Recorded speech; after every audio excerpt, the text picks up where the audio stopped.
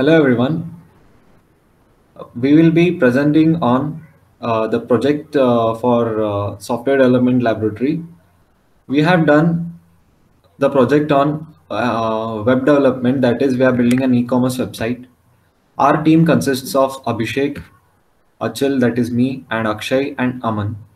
We we all are in fifth semester A division. Next slide, please. Okay. By definition, an e-commerce website is a website that allows you to buy and sell goods such as clothes, mobiles, electronics, etc.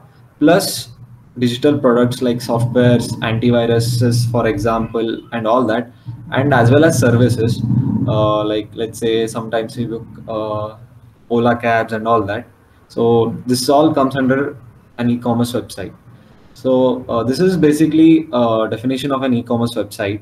And our website is a business to consumer kind of e-commerce website which we have built.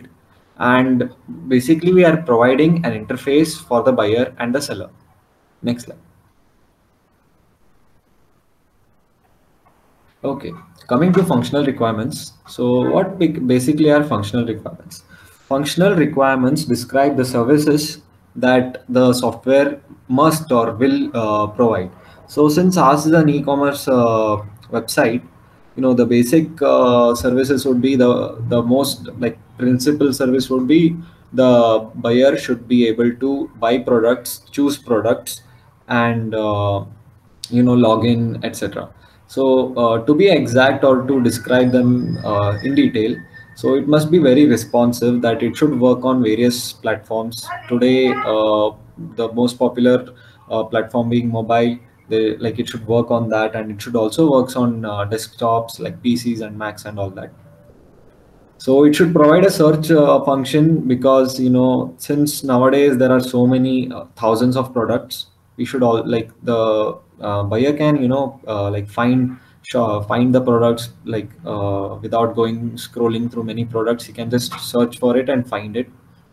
And the site should be easy to update, add and remove products, and edit products. Also it should be easy to write blogs. And blogs are required nowadays because many people write product reviews and all that. And that will help the buyer to choose better. So yeah, as I mentioned, there should be a blog area for that. And the prices should be mentioned properly, so that it does not like fluctuate and cause problems later on. And also it should have like proper buyer details, so that there's no confusion later on. So that it should cater for forms, like it should have like contact us form and online inquiry form, and all other notification like for tracking and all that. We should have, these are the functional requirements, and the principal one being the buyer being like able to select the product out of so many products, search for it, add to cart, and check out later on. Yeah, next slide.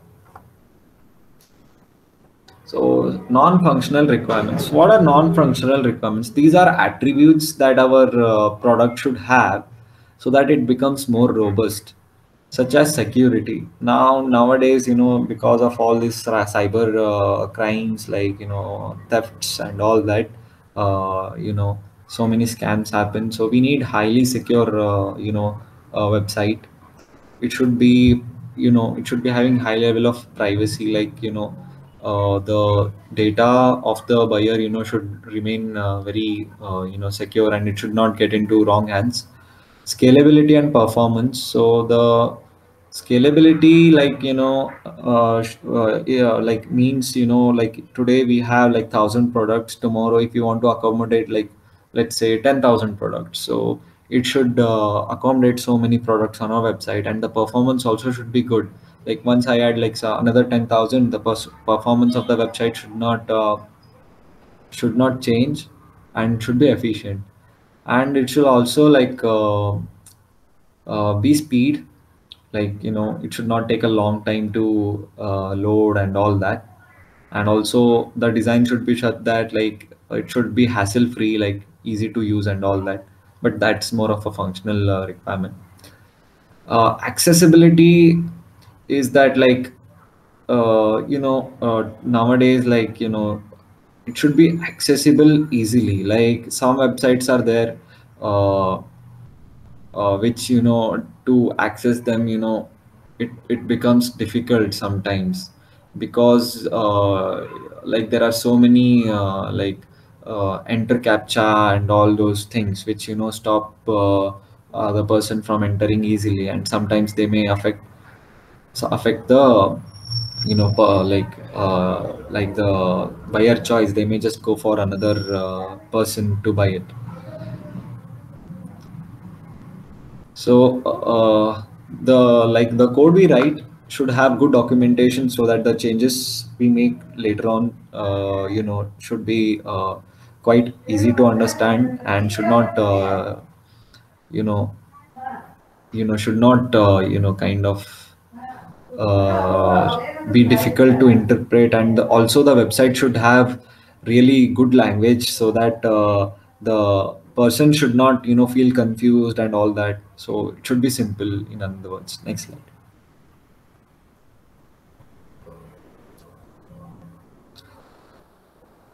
So the way we write should be efficient, the code and all, and it should run very well. So that's like quality. And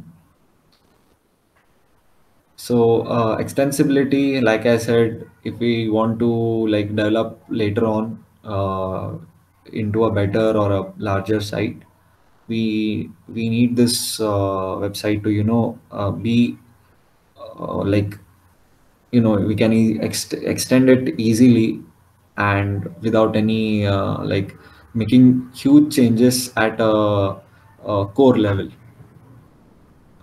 So the data all we have like collect, and even the products also should also be stored in a very efficient way. And it should not like it should be stored in such a way that we don't face any problems later on, like at multiple sources. Testing should be done thoroughly, so that the market standards are met. And compatibility, like it should have high compatibility on various like it should be compatible on various platforms, such as Linux and not Linux, sorry, like Mac and or iOS, or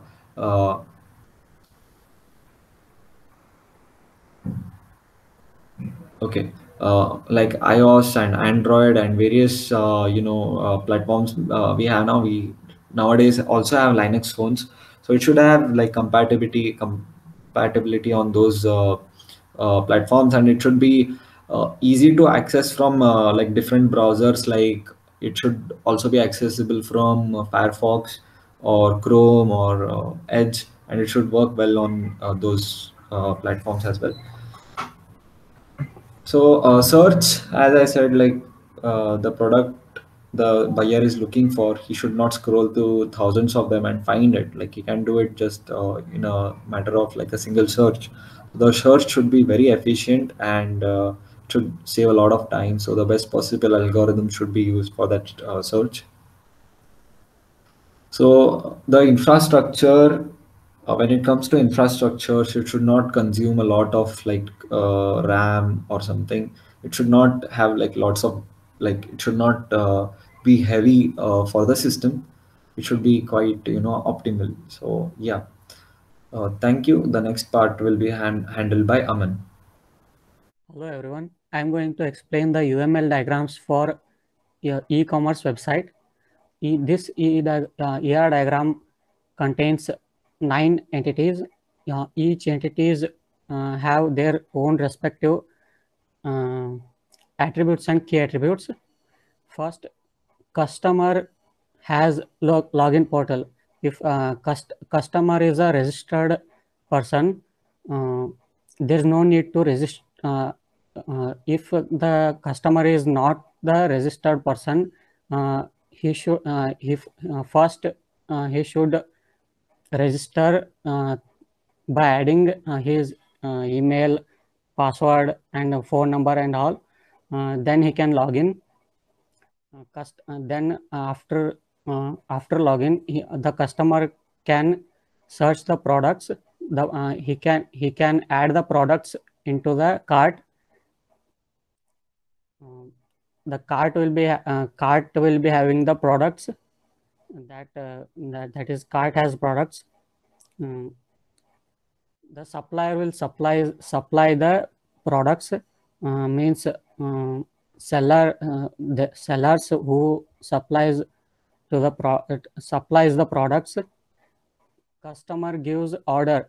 Customer If customer likes the product, he can add to the cart and he gives the order.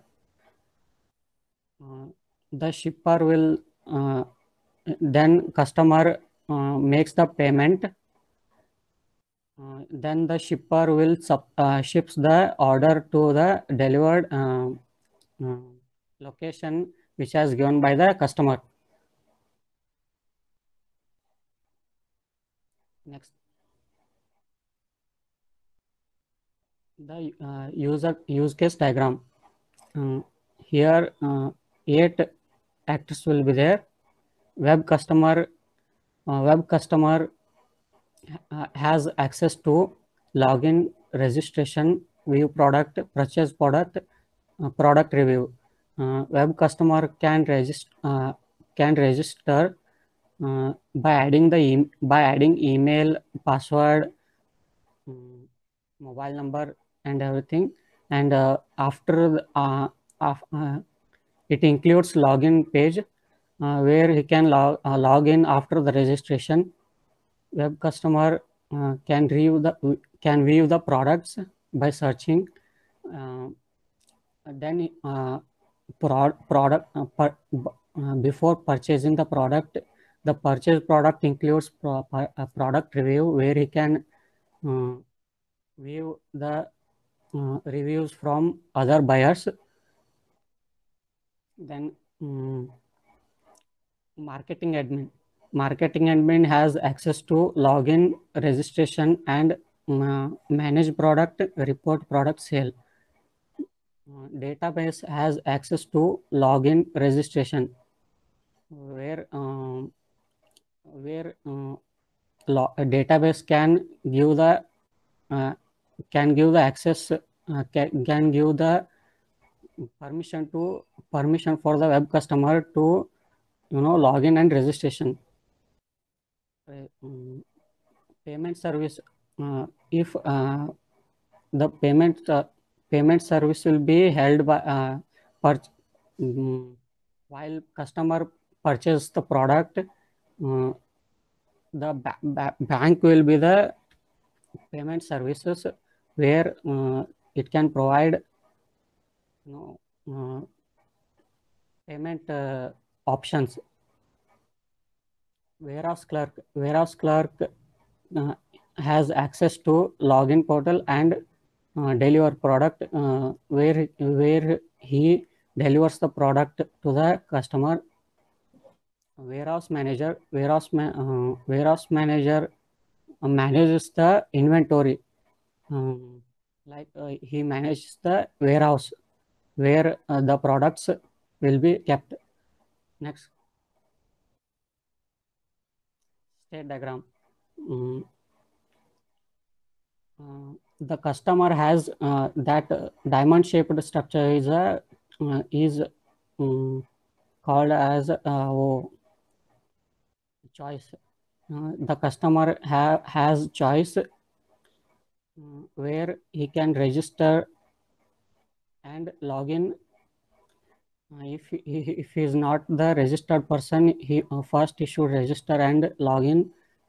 Then he can have choice where he can view, he can edit profile, and if he wants to search the items, he can search the item. If not found, it will come back to the search bar. If he finds the item, he can view the item. Then there is another choice where if he wants to, if he likes the product, he can add the item to the shopping cart. Otherwise, he will go back to the search bar.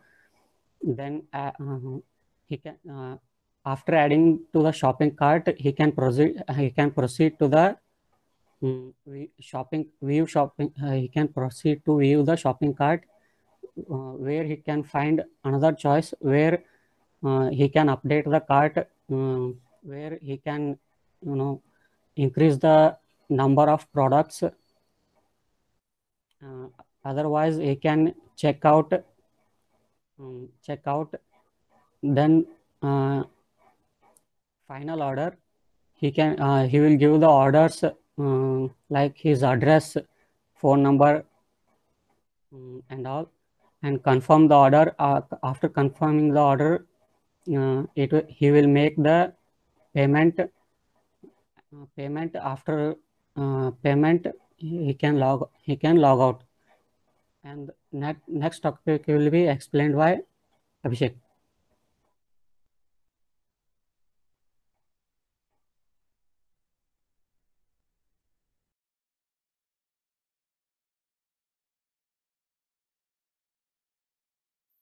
Hello everyone, my topic is class diagram. So class diagram shows the static structure of a system, and it also provides basic notation for other structure diagrams. UML class diagram is also made up of a set of classes and a set of relationships between classes. Here the diagram shows the e-commerce website class diagram, and here the user class has set of attributes like user ID, password, login status, and also the functions like verify, login. Here the customers and administrator class inherits the properties of user, having the attributes like name, address, and etc. Functions also like register, login, update profile in the customer class. So in administrator class, we have the attributes like admin name, email, and the functions update, catalog, etc. And here the shopping cart is totally aggregated with the customer class with 0 or more instances, with having attributes like cart ID, product ID, quantity, etc. and functions like add, cat, cart item, delete cart item, update quantity, view cart details, etc. And here the orders is totally aggregated with the customer class with 0 or more instances, with having attributes order ID, date created, customer name, status, etc. and having functions place order. And the shipping info is totally aggregated with this orders class, having attribute shipping ID and all, and functions like update shipping info. And here the order detail class is totally aggregated with the orders class, with having one-on-one instances of multiplicity, with having attributes like order ID, product name, etc. and functions like calculate price.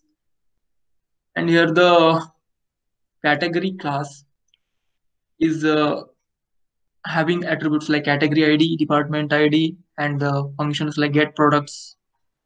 And here the product is totally aggregated with the category, because we have lots of products with having a single category, and we know the multiple categories also having the products.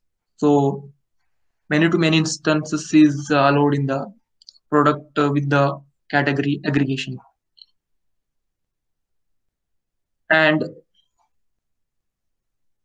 the payment class is associated with the orders class with one or more instances, and shopping cart. And here the product class is partially aggregated with the shopping cart with 0 or more instances, having the attributes like product ID, name, etc. and display product is a function, and get product is details is also a function. Next. Here the activity diagram is of e-commerce website, and here initially the user has to log in first to the website, and after login can search the item for his favored product, and after product is found, he can go to view item. So the item is viewed there, and if it is not found, he can again search the item. So after viewing the item, you can add that product to shopping cart, which is and then he can go to view cart option, and he can select the product. So he can buy the product, and after buying, can confirm the order and can make the payment process with two options like credit card option and the cash on delivery options. Credit card options goes through the online process, giving some authentications of the user, like credit card informations and etc. Otherwise, you can go to offline process, which is cash on delivery. So after making a payment, he can receive the order with the status of the order, and the printout of the order will be taken by the user. Next slide. Here the sequence diagram goes for the e-commerce website, and here initially the user is new to the e-commerce website. He can register the e-commerce website, and otherwise he can log in to the website. So after logging in, the authentication is done over there, like the user has given his valid email address or password, like that. So the verification done over there, and after verification, you can access the account. And after accessing account, the various products will be displayed over there by fetching into the database, and database will be providing the various products informations to the customer, and he can view the various products, and he can select any one of the products that he want to, and after selecting he can buy, or else he can log out from the account.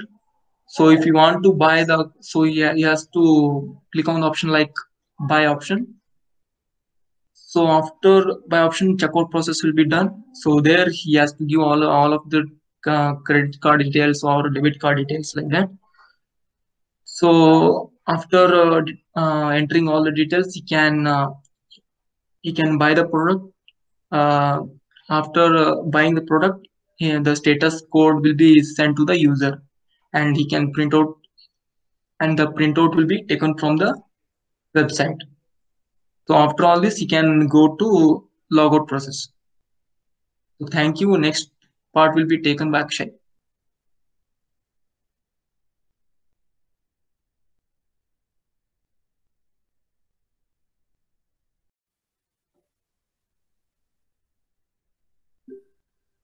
Hello everyone, today I am going to demonstrate our HDLab project that is on e-commerce website.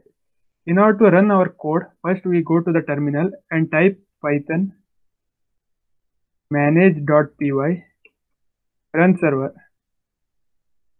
After typing the Python manage.py run server, click on the enter button. The server will send the URL. We need to click on the URL. Once we need to click on the URL, it will be directed to the e-commerce website page. Here in that e-commerce website, there is a navigation bar. In the navigation bar, we are included the things like about us page and the tracker. Tracker means based on the email ID and the order ID, we can trace the order. Then there is a blog, and then contact us page, and there is a sign up and the login and the admin logins are available. Here in this website, the products are categorized based on the category of the products. We are build the website in such a way that in each row there should be only 4 products. If we click on the next slide, it will be displaying the next items in the products. Suppose if we are click on the previous button, it will be goes to the previous one. Here in that about us page, this is the about us page of the company that is on my shop. When you click on the learn more, it will be give the more description about the website. And when we go to the blog, it will be showing the blogs which were uploaded by our company, and there is the option of like and share. Here we are using the Facebook like plugin. In order to like, suppose if I click on the like button, there is the option of confirm. When I click on the confirm, it will be redirected to the Facebook page, and it will be asking for a like. Suppose if I give the like, then the like has to be added in that. So if you want, we can share also. And here also there is a we included the things like Facebook comment plugin. If you want, we can add the comment here on that. Here I will be adding the comments like hi and put on the post. Here in that the comment will be added. After that, contact us page. Suppose if the user has any query regarding the product or the orders, the user can contact the admin by using the contact us form. In order to contact first, here in that I'll be registered email. My registered email ID is abc@gmail.com, and suppose I want to query when the products will be delivered.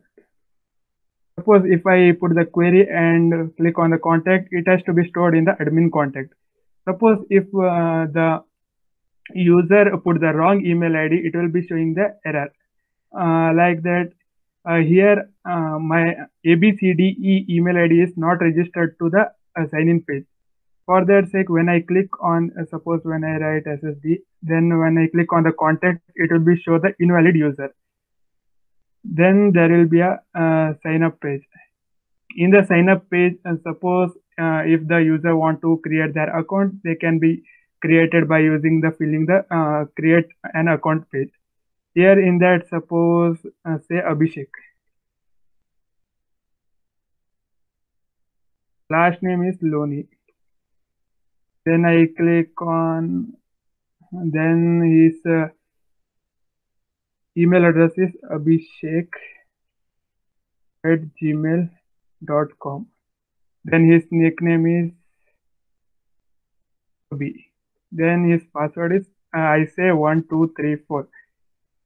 If I click on the create button, it will be created. The account will be created. Suppose if the user has already registered with the same email, then it will be showing the error. Suppose I'll say Abhishek only. Then B. Then 1 2 3 4. When I click on that, it will be showing that email address is already registered. That means only a single user can from single email can only sign into their account. After that, there is the option of login. When I click on the login, when the user click on the login, here for Abhishek@gmail.com, I have given the password as 1 2 3 4. When the user click on that, it will be redirected to the home page. Suppose if the user forgot the password, then the user can click on the forgot password and giving their email address, say let's say abhishek@gmail.com. Then suppose if I give the wrong nickname, suppose instead of I am giving a single H, in this I have given the double H. At that time, it will be showing that invalid nickname. Suppose if I say ABCDE, then there is AKS. That means the email ID is not registered. When I click on that, it will be showing that invalid email address. In order to change the address, we need to give the correct email address. Suppose in this abhishek@gmail.com and say ABHI. And I give the correct email address and the nickname, and it will be goes to the change password section. In that change password section, abhishek@gmail.com, and suppose if I enter the new password as 1 2 3 4, and suppose if I enter re-entered password as 1 2 3, it will be showing the error that please enter the same password for the new password and the re-entered password. That means we need to type same password as that of the re-entered password. Here in that case, I'll be Abhishek. When I click on the new password, that I need to change from 1234 to 12345. 12345. Okay, then 12345. Then click on the submit. The successfully changed the password. That means the password has changed successfully. And then go to the home page.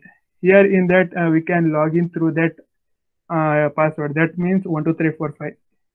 Here on that email address is abhishek@gmail.com and the password is 12345. Then click on the login. It will be goes to the login. Suppose here in that case, suppose if I add the product into the cart, let's say sandals, and then when I click on the checkout button, it will be asking me to log into the site. That means suppose if the user has not logged into their site, they must be logged into their site in order to make the payment and in order to order the products. When I click on the login and abhishek@gmail.com and 12345, and it will be logging into their account. And then when I click on the checkout, here there is a product. Here I have a book. Here I have included in the carts like sandals and the Puma sandals. The one means that is the quantity 1. When I enter the details like Abhishek, in order to make the payment, we need to give the address and the name and the email address. His location is Bagalkot. Sorry, Bijapur. Let's say Bagalkot. Yeah. Then say apartment 1, Bagalkot. Then say city, Bagalkot, and then state Karnataka, and then say zip 581359. After that, I am giving the mobile number, and when I click on the place order, it will be redirected to the payment option. Here in that, I am using the testing payment address like I am using for the testing purpose. For that the mobile number is 10 times 7. When I click on the proceed, it will be asking for a password, sorry, OTP. The OTP is 489871. When I click on verify, then there is the option of payment. When I click on the payment, the amount has to be deducted from the user account, and it is showing your order as shown below. That means the order which was made by the customer has been shown below, and with the transaction details like transaction date and the transaction ID and the transaction amount and the transaction order ID. That means in this case order ID is 61. When I click on the print now, this page has to be printed. In this case, when I click on the print, it will be asked for the location at which this PDF has to be saved. I say in the desktop, say print, and it will be saved. Here the order ID is 61 and the email address is abhishek@gmail.com. In order to trace the order, first I'll go to the tracker, and then when I click on the 61, order ID is 61 and the email address is abhishek@gmail.com. When I click on the trace order, it will be showing the order details which was performed by the customer has to be shown below, and the order has been placed. Suppose if the user want to search for the item, let's say Levi's jeans. After that, when the user clicks on the search, and the search regarding the Lewisian has shown below. After that, suppose if the user want to filter the item by using the category, suppose if this say sandals, when I click on the sandals, it will be show the result regarding the sandals. After that, when I click on the logout, here's the admin login. When I click on the admin login, in that Akshay, username is Akshay and password is 1234. When I click on that, here there will be a blog post regarding, suppose if we want to add the blog, then we can say add the title and the head and the content of the head. After that, there will be a images also there. When I click and then click on the save button, it will be saved and it will be displayed in the blog section. After that, contact means in that the customer which are query for the administrator to regarding their products has to be stored in the contact, and then in the customer, let's say I have lost sign up the account as Abhishek. The Abhishek and the Loni, this account has to be stored in the customer.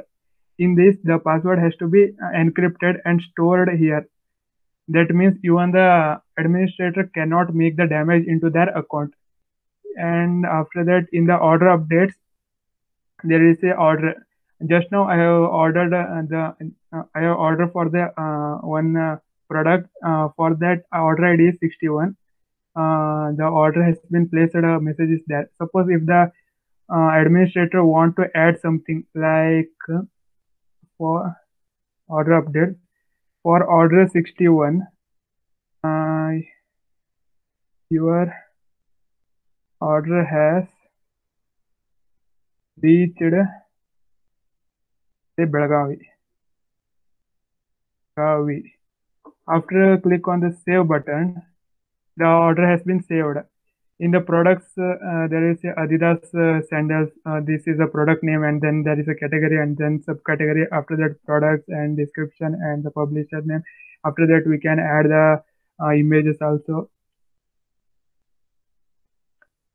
After that, just now I have changed the tracker details. Like I also included the things like for the tracker, your order has been reached to the Hubli. When I click on the 61 order ID, and then the email address is abhishek@gmail.com. When I click on the trace order, here there is a message that your order has been reached to Belagavi. This is our project. The conclusion is our team has successfully done this mini project on e-commerce website with a full-fledged font, front and backend coding. For front-end part, we are using the basic HTML, CSS, JavaScript, and the Bootstrap. For the backend purpose, we used the Django framework. For entire project, we used the PyCharm as an IDE.